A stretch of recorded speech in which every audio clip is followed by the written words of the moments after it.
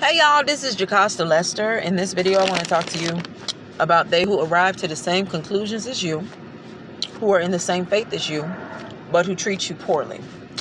They're false brethren to you. They don't like you. All my videos are designed to tell you this.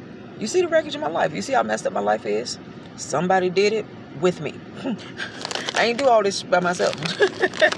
In other words, there are certain people around.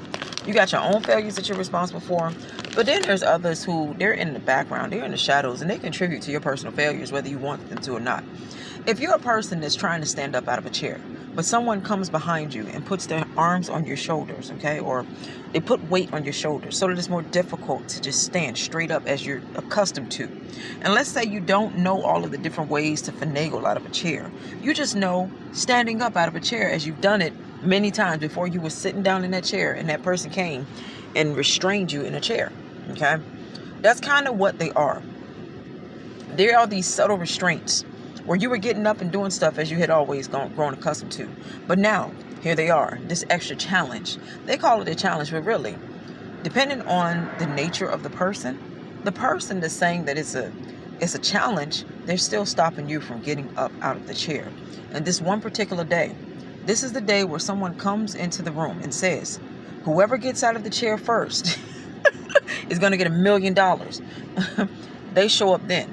So this is what false brethren have been to me and most people. So all of my videos are designed to help you when interacting with these people so that they're not in the room with you and able to put their arms on your shoulders.